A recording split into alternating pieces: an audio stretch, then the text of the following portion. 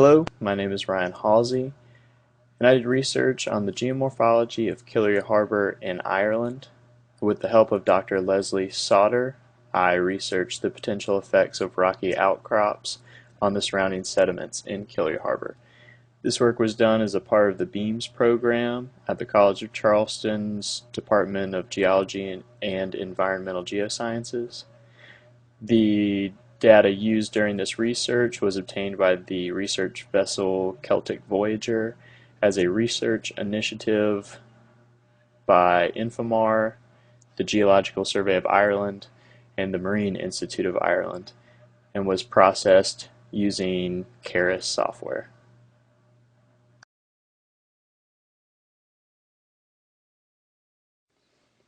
Killary Harbour is a fjord located on Ireland's western coast.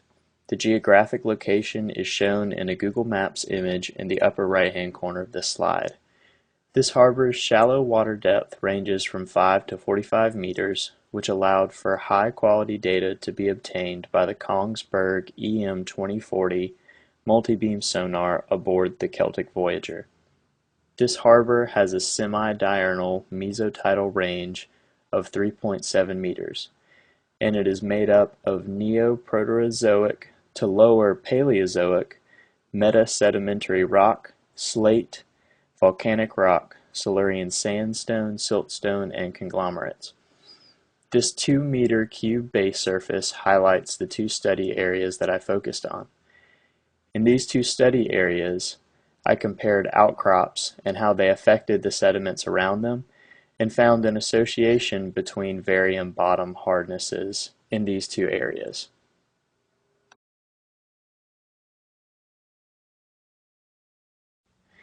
This is study area 1.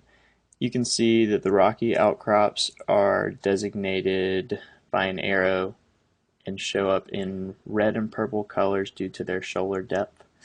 To the left of these rocky outcrops, I have designated the channels and drawn a profile line of A to A prime across them, which you'll see on the next slides.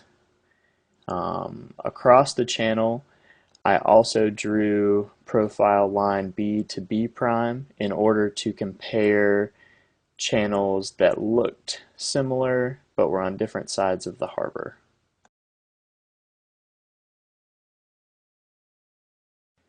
These images still show study area 1, but instead of showing the bathymetry, they showed the backscatter intensity of this area.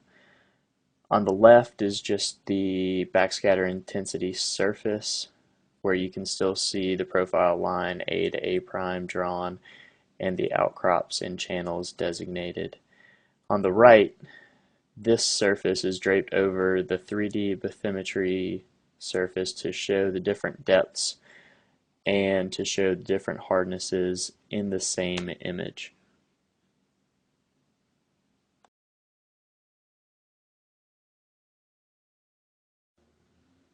The image on the left shows the backscatter mosaic further classified into 3 different categories. Hard rocky outcrops in blue, medium hard consolidated substrates in orange, and unconsolidated substrates in purple. The channels show where unconsolidated substrates were swept away to reveal more consolidated substrates. In the image 2B, profile line A to A prime shows the difference in bathymetry, with the classified backscatter color shown above the profile. Profile B to B prime was taken in a similar study area and is shown to compare the similarities of the channel shapes. These channels' geomorphologies were visibly similar in height, width, and length. One explanation to why these channels appear here and the base and shoulder areas seem to have different consolidations and hardnesses is that this area was once covered uniformly by a layer of medium hard consolidated substrate and then a layer on top of that of unconsolidated soft substrate. Then Tidal and other currents refracted around the rocky outcrops, removing unconsolidated substrates and compacting the sediments in the channel base to form medium-hard, more consolidated substrates. However, this does not explain the very boxy shape of the channels, since normal channels tend to have more of a U-shaped base.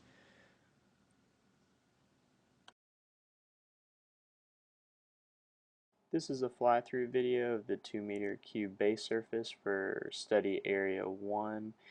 It is used to show the change in bathymetry of the channels located adjacent to the rocky outcrops.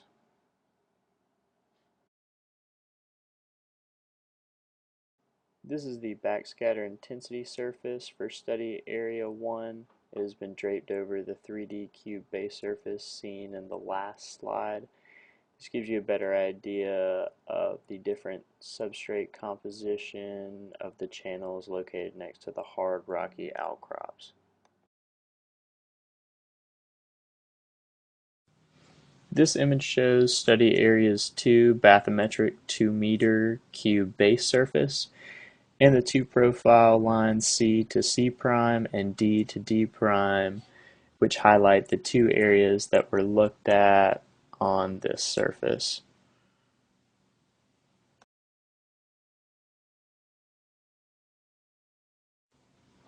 These images here showed the 2-meter backscatter intensity surfaces created for study area 2.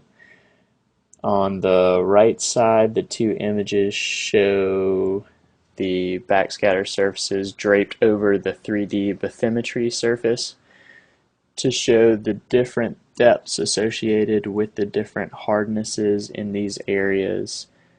The two basins are delineated and the profile lines are shown to be drawn in these areas, which will be seen on the next slide.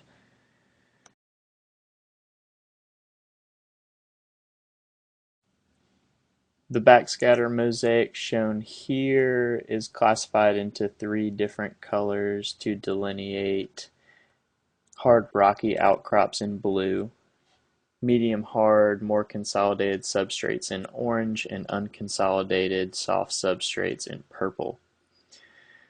Both profiles with classified backscatter colors shown above the profile show the bathymetric change as the bottom hardness changes. These non-channelized basins in study area 2 were observed to have a similar relationship between bathymetry and bottom hardness when compared to the channels in study area 1. Sediments were likely deposited here due to low current flow, but then formed sand waves from stronger currents refracting around the large rocky outcrops. The shoaler sediments here are the least consolidated, and the troughs between these shoaler areas are made up of medium hard sediments. With the protection from the surrounding outcrops, a weaker current would create sand waves here, unlike the stronger currents in Area 1 that scoured away the unconsolidated sediments to form channels.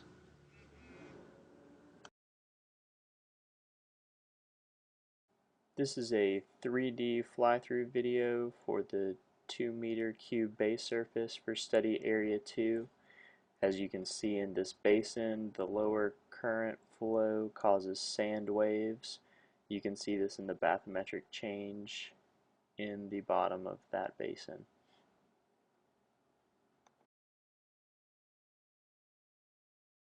This is the backscatter intensity surface for study area 2. It has been draped over the 3D cube base surface shown in the previous slide.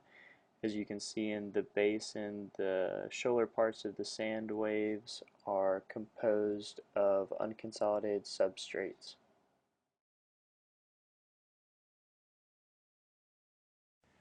To summarize the research project done here in Killary Harbour, the two study areas are similarly affected by strong tidal currents and how they impact unconsolidated substrates in both areas.